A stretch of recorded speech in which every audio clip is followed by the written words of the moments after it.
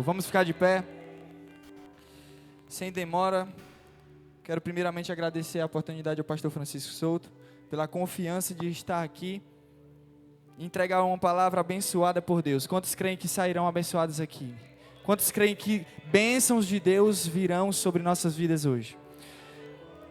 Vamos abrir as nossas Bíblias. Vamos abrir as nossas Bíblias no livro de... Aleluia. Livro de Salmos, capítulo 48, versículo 1.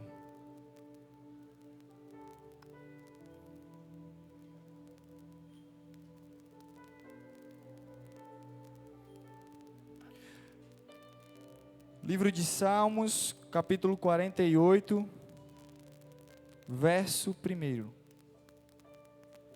Aleluia. Todos acharam? Amém?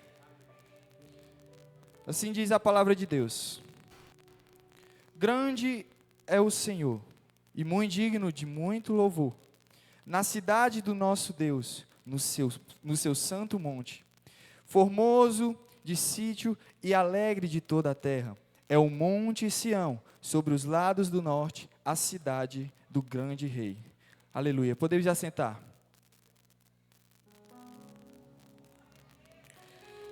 Glória a Deus. Primeiramente, essa passagem que nós estamos lendo aqui é uma passagem que vai falar sobre a beleza de Jerusalém. Jerusalém na nossa Bíblia, ela vai ter 3 nomes. Primeiro Salém, segundo Sião e por último Jerusalém. E por isso que quando fala que o Monte Sião justamente se refere àquela parte geográfica de Jerusalém. E hoje eu quero justamente falar sobre Jerusalém, a cidade que foi escolhida pelo próprio Deus para que a presença dele fosse habitada neste local. Essa cidade, ela era habitada por jebuseus, que era um povo cananeu, e Davi vem, guerreia contra esse povo e conquista essa cidade, pois essa cidade, eles se amostravam, podemos dizer assim, porque era uma cidade bem fortificada, tinha os seus muros fortificados, e até tirar a hora com Davi, eles tiraram, dizendo que até um cego e um aleijado, eles, estando ali protegendo aquela cidade, eles poderiam ficar, porque os muros eram bem fortificados. Porém, Davi, com toda a unção de Deus, com todo o discernimento de Deus, consegue destruir aquele povo e recuperar essa cidade para o uso correto do próprio Deus. Então Davi, depois que conquista Jerusalém sobre os jebuseus, ele amplia os muros e fortifica todos os portões daquela cidade. Então aquela cidade deixa de ser uma cidade idólatra, uma cidade cananeia, uma cidade que adorava outros deuses, para ser escolhida como capital de Israel. Segundo lugar, Davi, logo após ter feito essa grande conquista como rei, ele vai atrás da Arca da Aliança. Tem toda a história em que ele consegue conquistar, e aí, quando traz a Arca da Aliança, ele não traz para qualquer cidade, ele vem e traz para a Jerusalém. Então, a Arca da Aliança, como representação da presença de Deus, do local onde ficaria realmente o santuário, ele fica em Jerusalém. Davi traz essa Arca da Aliança para Jerusalém, e Jerusalém, além de ser uma cidade fortificada, com vários acessos, fica sendo a morada da presença de Deus. E logo após que ele traz a Arca da Aliança, ele não se contenta em simplesmente a arca ficar em um tabernáculo, um local onde ficava a presença de Deus, a Arca da Aliança, os utensílios, os pães, tudo. Ele não se contenta em ficar só aquilo. Ele quer agradar a Deus e planeja, projeta um templo em que pudesse houver os sacrifícios, um templo em que pudesse realmente, a glória de Deus pudesse ser manifestada para todos. Porém, como Davi não tinha a mão limpa, a sua mão, Deus vai falar que a sua mão estava suja de tantas pessoas que já tinham matado por conta das conquistas. Davi projeta e o seu filho Salomão executa. Porém, Davi, ele não deixou a soberba entrar e dizer, não, já que Deus não vai deixar, eu não vou construir o templo em si. Eu vou fazer com que outro tenha essa ideia e siga. Não, ele vai dizer, se eu não posso, outro vai fazer, porque não é para a minha glória, mas é para a glória dele. E é isso que às vezes falta ao dia de hoje. Tem pessoas que, se não for colocadas para tocar, para cantar, para pregar, eles não buscam a Deus, eles não acham a presença de Deus, porque simplesmente não vai ter, simplesmente vão ter ganância de presença de palco, vão ter a ganância de querer ter o poder, sendo que todo o poder, toda a honra, toda a glória, não é nossa, mas é de todo o Deus Todo-Poderoso, e Ele está aqui, aleluia. Então Jerusalém, logo após ser construído o templo tão famoso chamado Templo de Salomão, Jerusalém vai ser uma das cidades mais fortificadas daquela época, por esses 4 pilares. Repita comigo, o templo, repita forte, o templo, a lei, os muros e os portões. Esses 4 pilares fundamentais era a base de toda a Jerusalém. O templo significava justamente a adoração em que aquele povo consistia.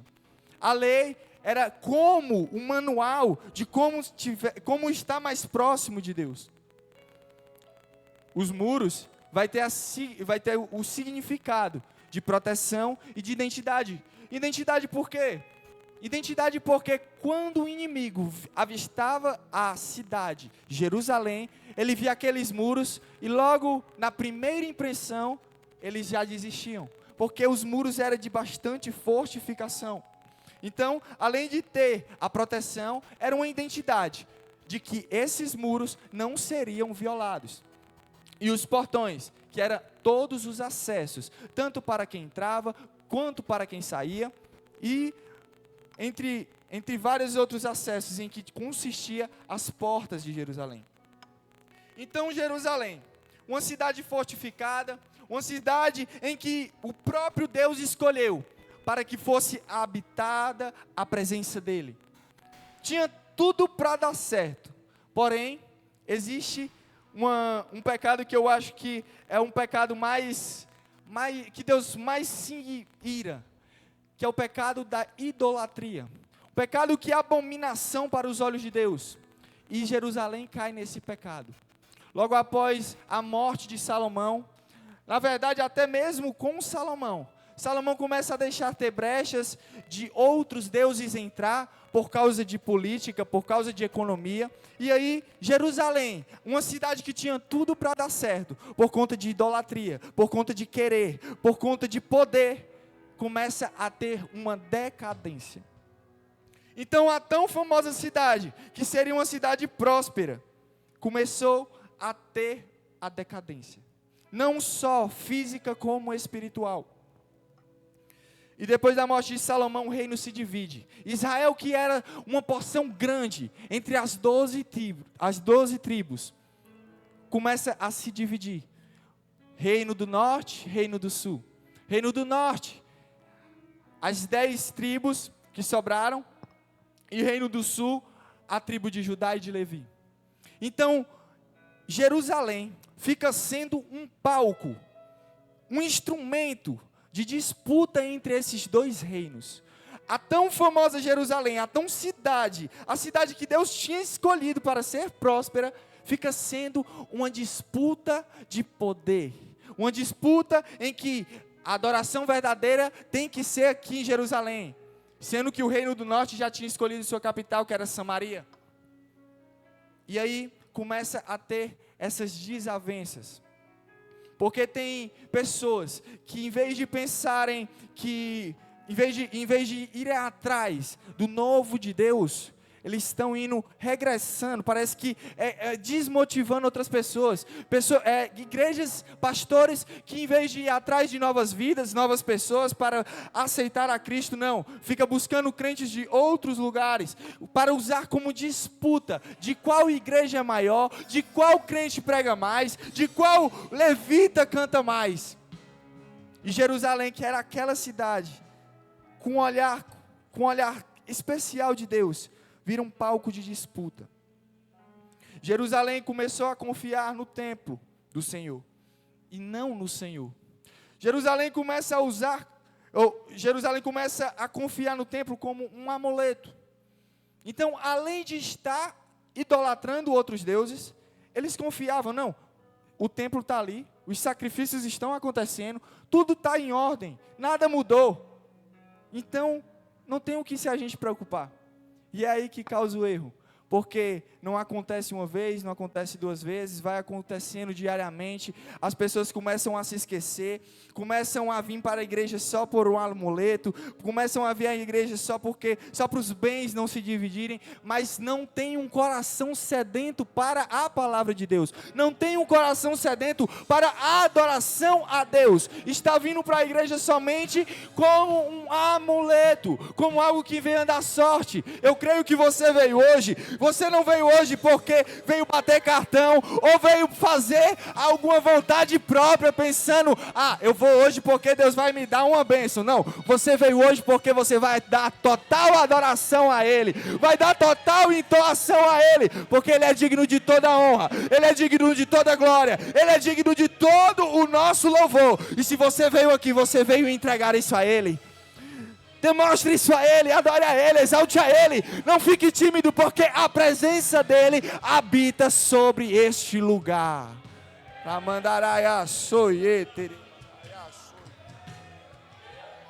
Oh, aleluia! Aleluia!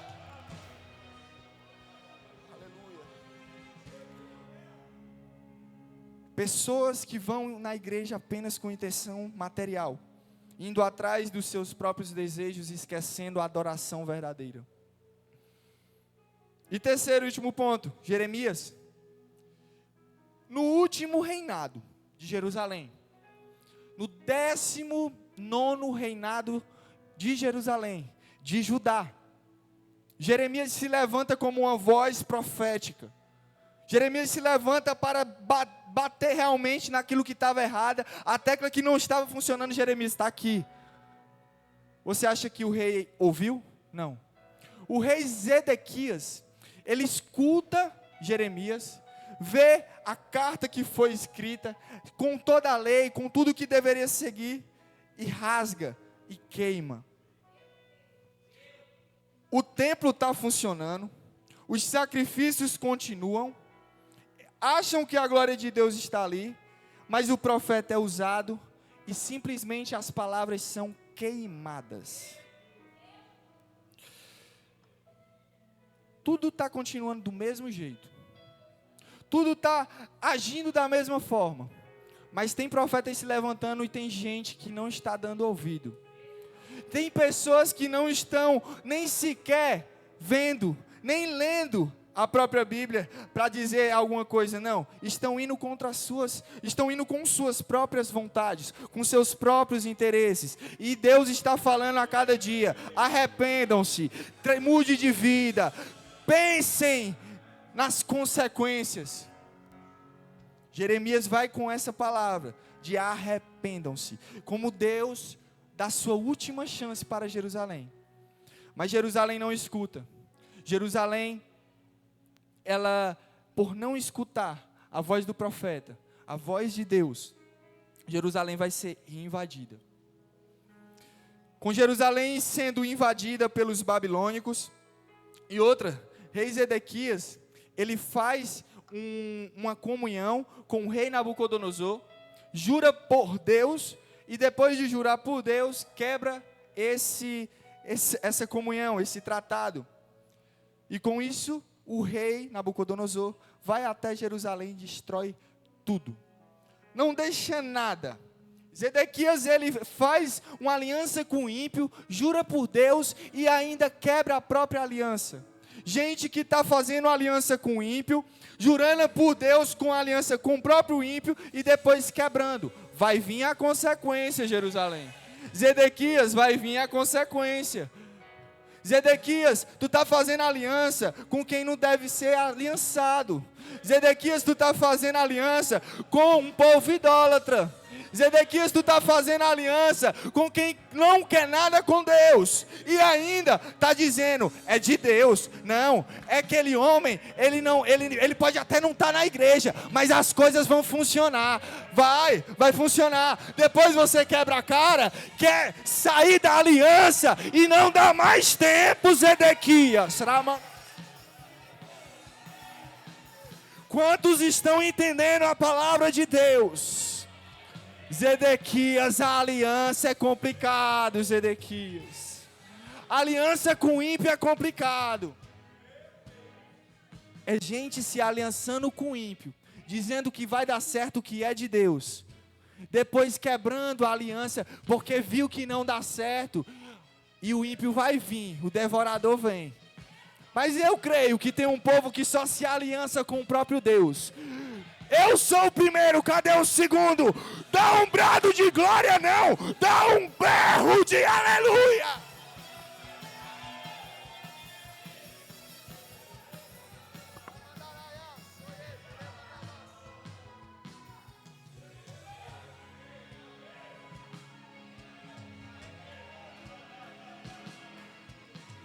Zedequias.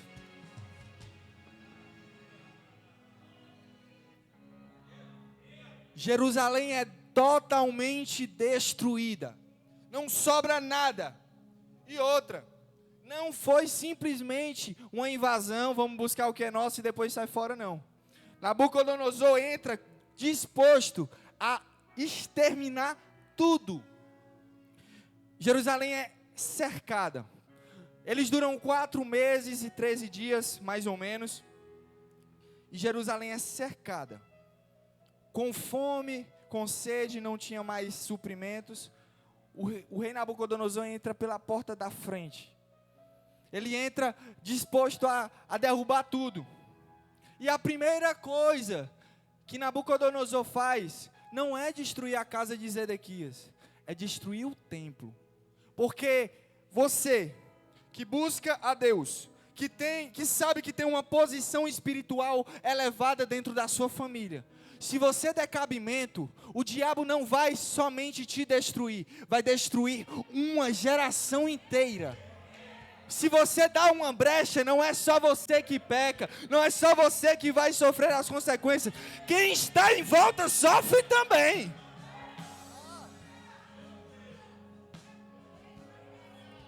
E o templo, que era a presença de Deus, é destruída.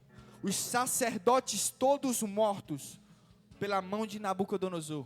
Os muros todos destruídos. Os portões queimados. Tudo por causa de uma aliança. De uma aliança com ímpio. E aí, podemos ver justamente isso acontecendo nos dias de hoje. Sabe como?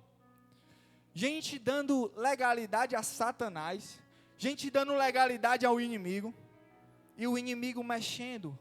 Ele não está mexendo por fora, não está mexendo nas tuas finanças, ele não está mexendo naquilo que tu está vendo, na tua intenção, não. Ele mexe, tirando o fato de tu querer adorar a Deus.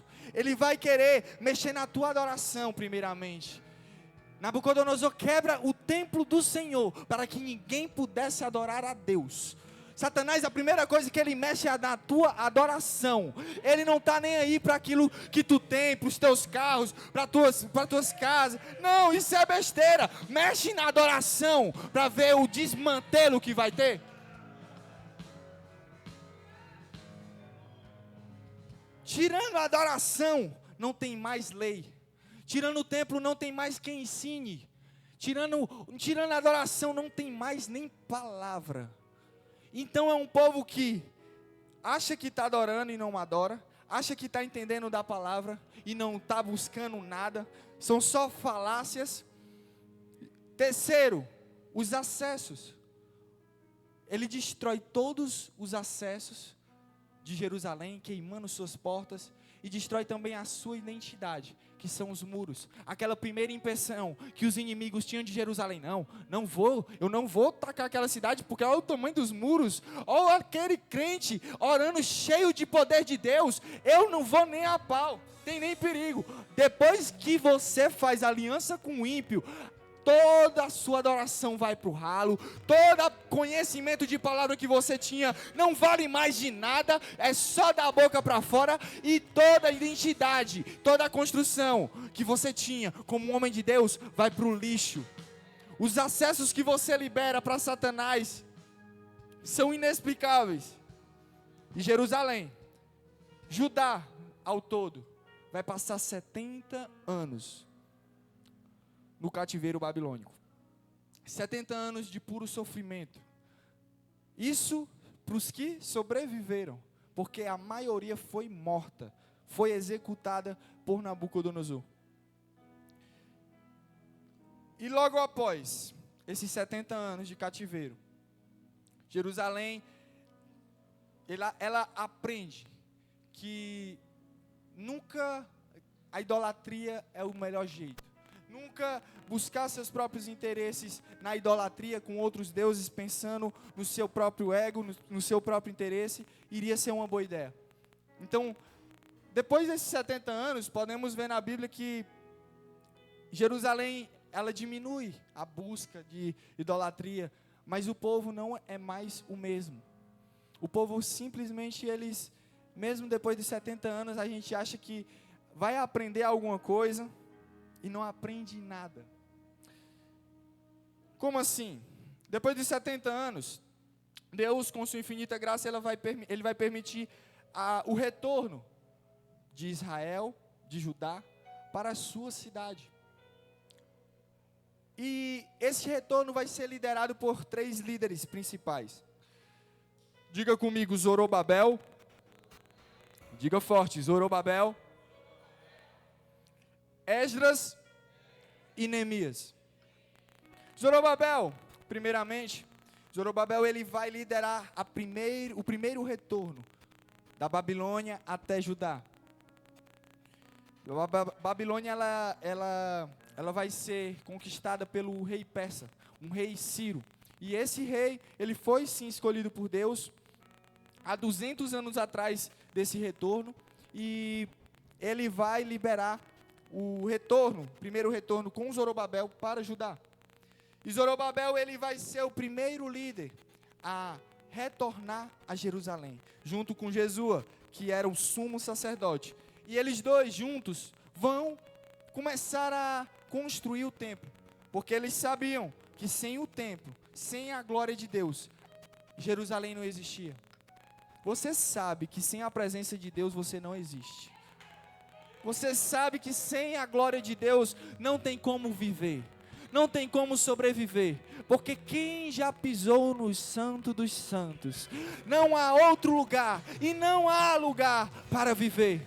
Porque a partir do momento que você encontra a luz, a glória de Deus, não há outro lugar para voltar, não há outro lugar para ir. Você só quer Ele, somente Ele, em busca dEle.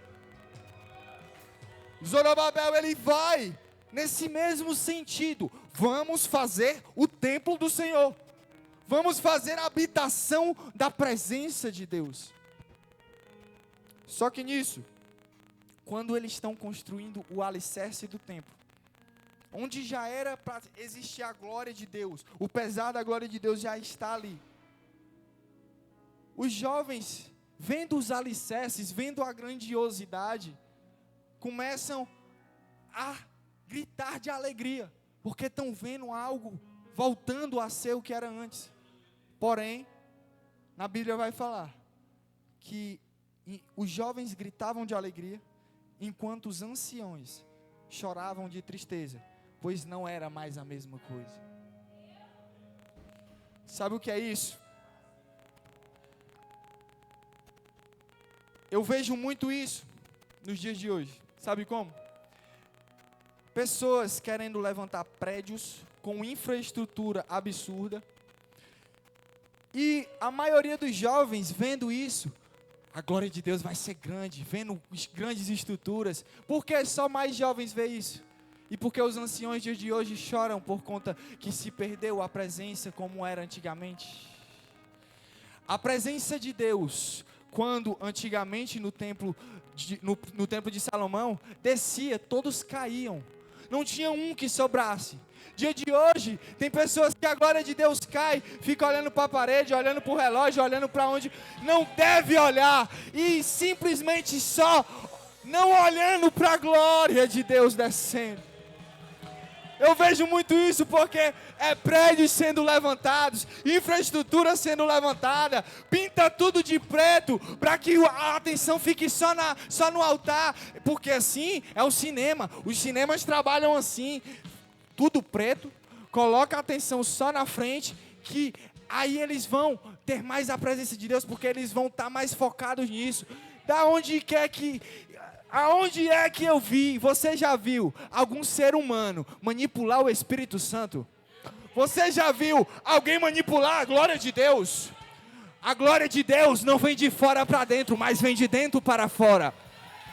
Não é com técnica de neurociência, não é com técnica de infraestrutura, de luz ligada, apagada, brilhando, o que for. Não é. A presença de Deus vem de dentro para fora. É adoração, é palavra, é identidade, é testemunho. Quantos creem nisso, deram um brado de vitória? Eu creio que eu estou pregando para uma igreja avivada, que não é de ver o que o pregador está falando aí não. Vocês que estão, eu estou recebendo também, não é só daqui para aí não, é de lá para cá, é de dentro para fora.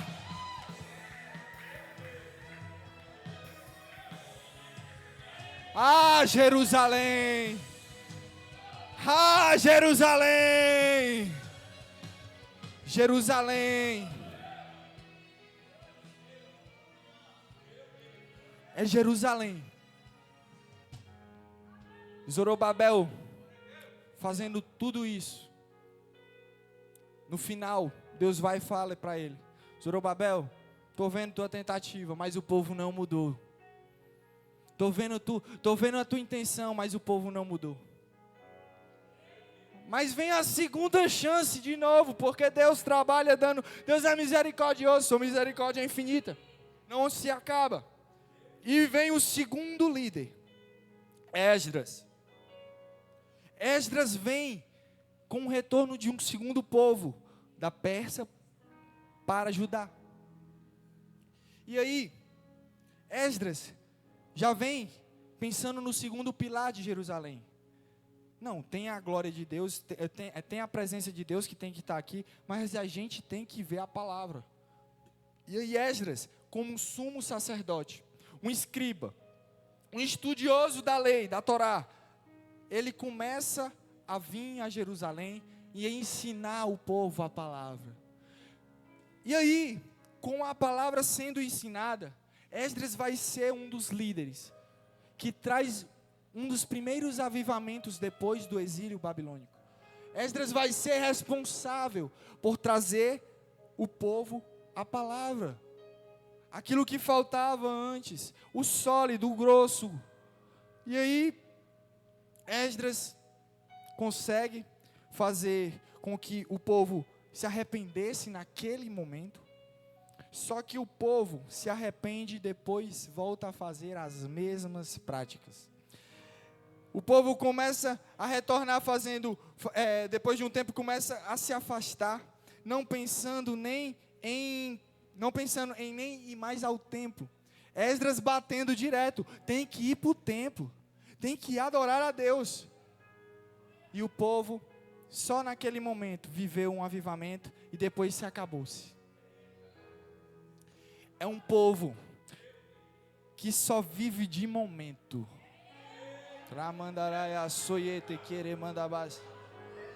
É um povo que só vive de movimento. É um povo que só vive de pulo. É um povo que só vive de profecia. Mas Esdras está tentando infiltrar a palavra, tem que ter palavra, mas é um povo que só pensa no movimento.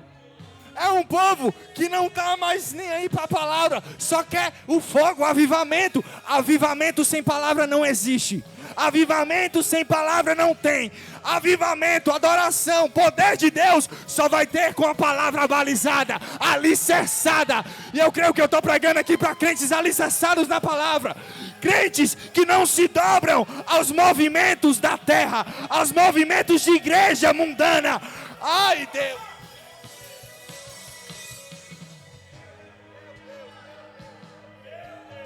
Hoje eu entrego tudo.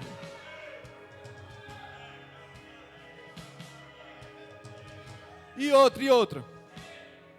Essas pregações que são de confronto, essas pregações que mexem com a alma, exorta, isso aqui é para nós, mas as pregações que saem daqui, tem que sair de você para outras pessoas também. Não é ficar calado e receber e guardar não, cemitério. Tu não é cemitério não, para só guardar para ti não, tem que sair para fora.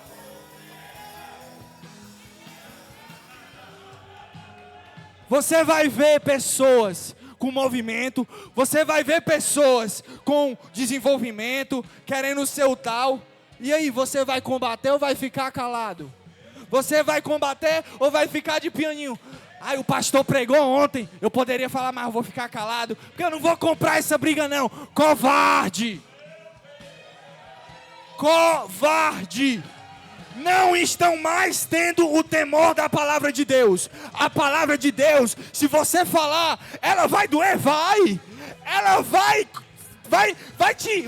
te incomodar, ela vai.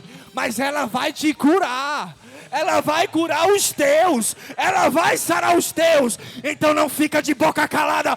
Dê um brado de vitória e começa a exortar os teus.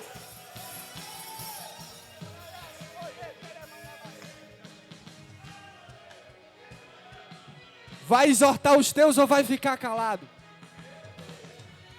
A missionária falou aqui segunda-feira. Aquele que consente com o pecado do outro recebe a mesma punição do outro. Se você não exortar, você está pecando, sabia? Aleluia. Esdras está tentando de todo jeito colocar a palavra, mas o povo não quer. Mas Deus vai dar outra chance para esse povo. Vem o terceiro líder, Neemias. Neemias vem com a intenção não somente do templo, não somente da palavra, vem com essas mesmas intenções, mas ele não, vamos fazer um muro, vamos fazer uma identidade para esse povo, vamos retornar o que era Jerusalém. E com um recorde de 52 dias, eles constroem um muro completo de toda Jerusalém. Um muro em que era forte, um muro que era bem patrulhado. Neemias é mais como se fosse um líder de guerra. Ele vai começando a tratar o povo como se fosse um povo antigo, como se fosse dos tempos de Davi, dos tempos de Salomão. Vamos se reerguer. Neemias vai tentar também no templo mudar algumas coisas para que aquele povo tivesse mais motivação de ir até a presença de Deus. Porém, depois de construir os muros reerguidos, começou a ter comércio de frente aos muros no sábado, onde era uma lei que Deus havia proibido para esse povo. Não trabalhar nos sábados. Mas não, eles aproveitaram que os muros eram bonitos, aproveitaram a identidade, aproveitaram a visão. Não, aqui dá para nós ganhar dinheiro.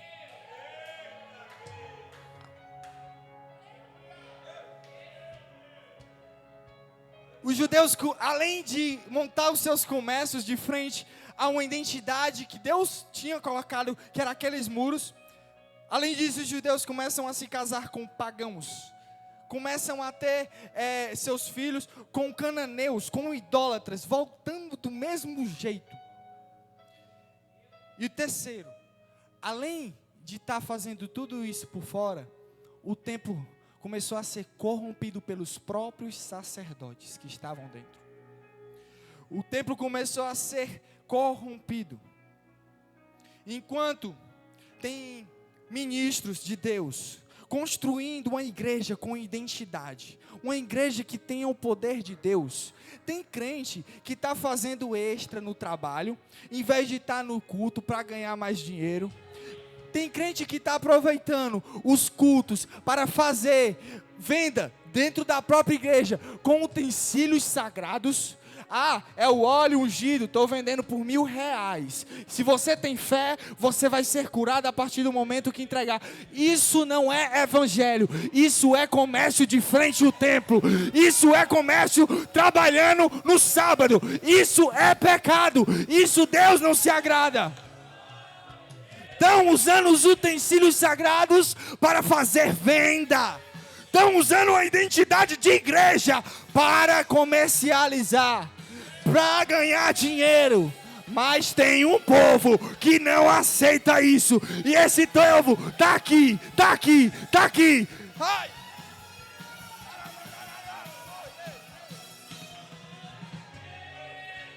Crente que está se importando com o trabalho. Eu não estou falando aqui com coisa que às vezes acontece de dar. Ah, teve um imprevisto aqui, não pude ir porque o trabalho me complicou. Agora você ir atrás de trabalho em vez de ir atrás de Deus.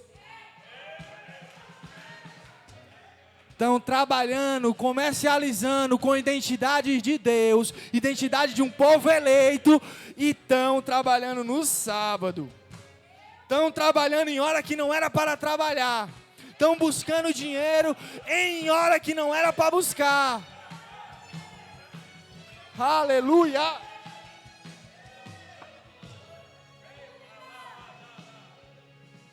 Comércio no sábado. Casando-se com pagãos. Crente. Pastores estão aqui. O pastor Francisco, outros pastores, buscando para criar uma identidade que nem Neemias estava buscando.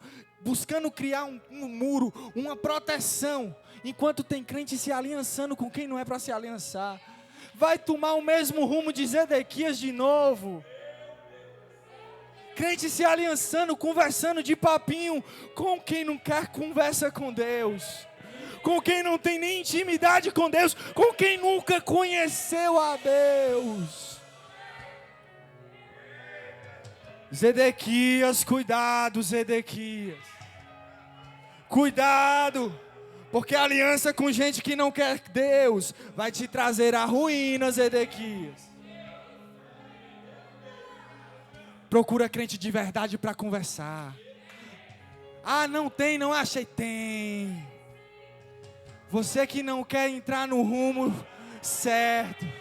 Você que está atrás das suas próprias alianças. Você que está atrás dos seus próprios interesses. Zedequias, cuidado, Zedequias.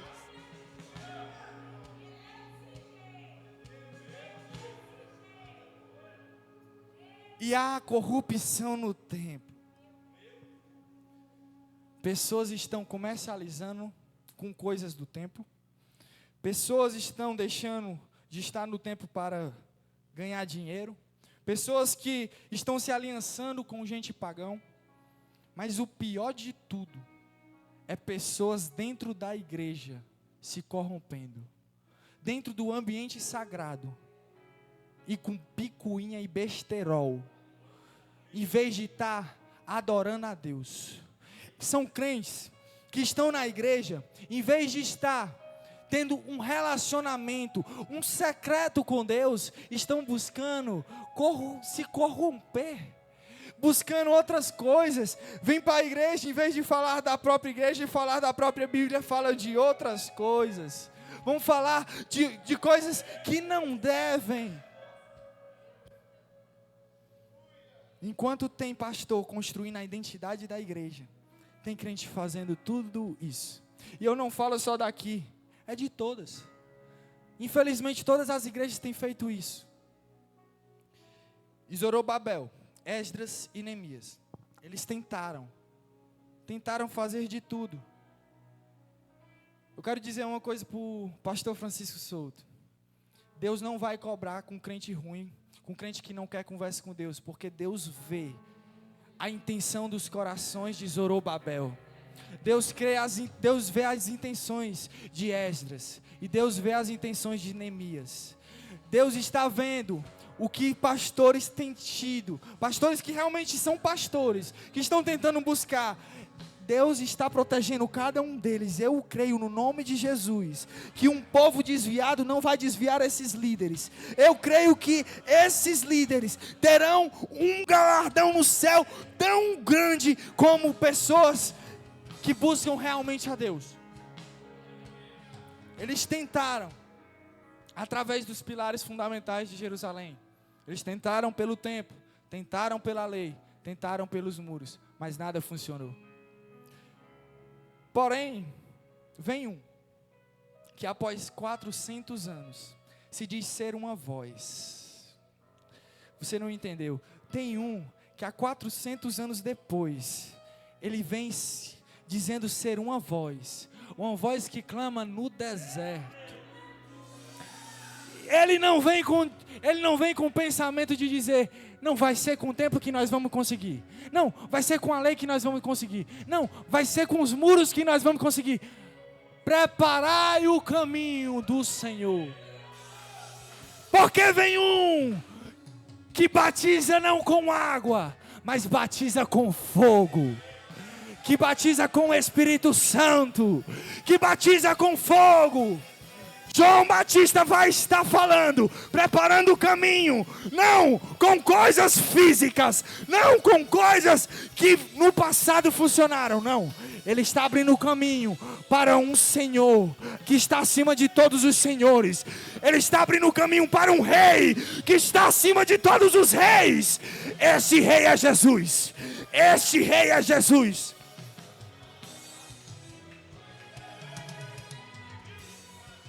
João Batista começa, vai vir, ele vem. Preparai o caminho do Senhor. Agora eu te pergunto, tu tens preparado o caminho do Senhor? Porque eu sei que tu não é que nem Jerusalém para estar fazendo, idolatrando outras coisas. Aqui a igreja é bem fundamentada, mas é como eu te falei, tu está preparando o caminho para outras pessoas conhecerem o Rei dos Reis e Senhor dos Senhores? Quantas vezes ao dia tu tem pregado para alguém? Quantas vezes ao dia tu tem pelo menos dito, Jesus te ama? Quantas vezes ao dia tu tem pelo menos lido 3 capítulos da Bíblia? Preparai o caminho do Senhor.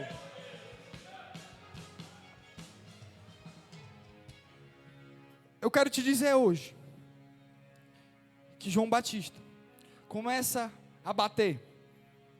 Gente que queria ser batizada de qualquer jeito, de qualquer custo, dá fruto digno de arrependimento, antes de ser batizado, e aí sim, tu vai receber. Tu tem falado isso para alguém? Porque eu sei, que tu sabe que tem que ter arrependimento, mas quantos aqui diz para outras pessoas que tem que ter arrependimento? Quantos ímpios você tem dito isso? Ou está com medo de levar pedrada? Ou está com medo de ser cortado a cabeça? Vão cortar a cabeça, vão apedrejar, mas a tua missão aqui na terra é isso, ide e pregai todo o evangelho. O evangelho não é só dizer justamente o que eu disse agora, Jesus te ama. O evangelho é dizer, arrependei-vos, porque é chegado o reino de Deus. Sabe quem é que fala isso pela primeira vez? Sabe qual é a primeira pregação de quem fala isso? O nosso rei, Jesus Cristo. A primeira vez que ele vai pregar, depois de ter sofrido tentações do próprio diabo, ele vai, chega na Galileia e diz, arrependei-vos, porque é chegado o reino de Deus. É chegado o reino de Deus. Não, você não entendeu. É chegado o reino de Deus. É chegado o reino de Deus. Sinais vêm acontecendo. Tribulações vêm vindo. País contra país, reinos contra reinos, e você está dizendo, preparai o caminho, você está dizendo, arrependei-vos, é chegado o reino dos céus.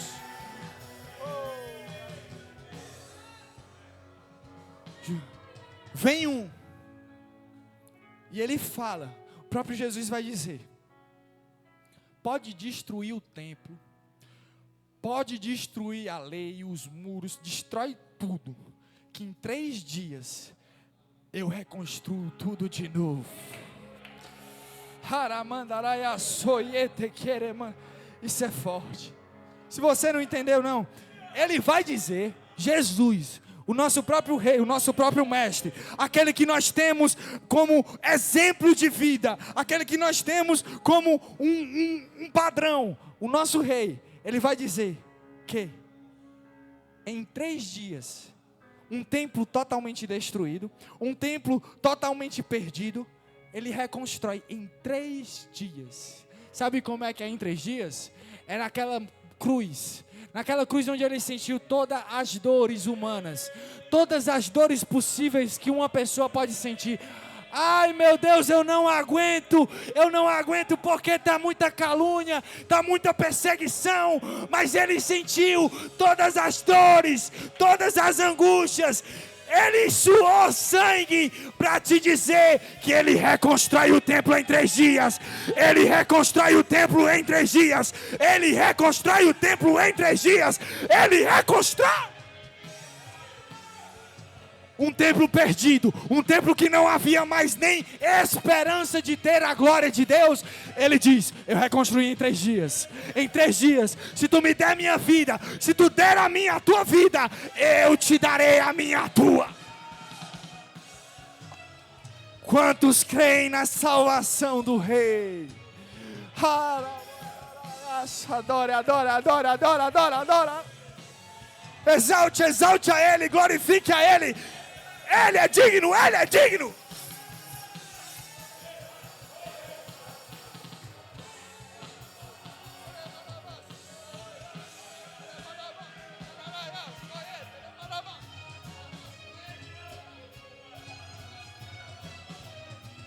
Ele reconstrói em 3 dias. Não importa as tuas falhas, não importa as tuas transgressões, ele reconstrói. Ele morreu na cruz por você, para salvar de todo o pecado, de toda a iniquidade. Preparai o caminho, porque ele já veio pela primeira vez, e ele retornará para uma igreja santificada, uma igreja que não suporta idolatria, não suporta movimentações humanas, uma igreja que não suporta coisas do mundo para a igreja, não, é uma igreja que gosta de adorar, é uma igreja que gosta de palavra, é uma igreja que tem um testemunho, uma identidade que nem Satanás e demônios de todo o inferno pode tomar, é uma igreja abalizada, é uma igreja que não tem repreensão, não, é uma igreja irrepreensível, e uma igreja que dá todos os acessos, para que pessoas de todos os jeitos possam receber a graça que foi nos dada, receber a graça que o nosso Jesus, Salvador, nos deu. Ele tem poder para reconstruir o templo. Quantos são templo e morada do Espírito Santo? Quantos são templo e morada do próprio Deus? Ele tem poder para reconstruir qualquer templo quebrado. Ele tem poder para reconstruir qualquer templo esquecido. Ele tem poder para reconstruir qualquer Jerusalém derrotada. Ele tem poder para construir qualquer lei esquecida, qualquer lei rasgada, cortada, queimada. Ele tem poder para restituir. Ele tem poder para guardar tudo isso e te dar algo novo. Ele tem poder para levantar o caído para uma posição uma posição em que a pessoa tenha convicção de que ali é o local dela, o local de paz, um local que o Espírito Santo habita. E é isso que eu venho pregar a vocês, que nós venhamos ter a mesma mente de João Batista para preparar o caminho, para pregar para outras pessoas, que pessoas possam entender quem verdadeiramente é Jesus Cristo,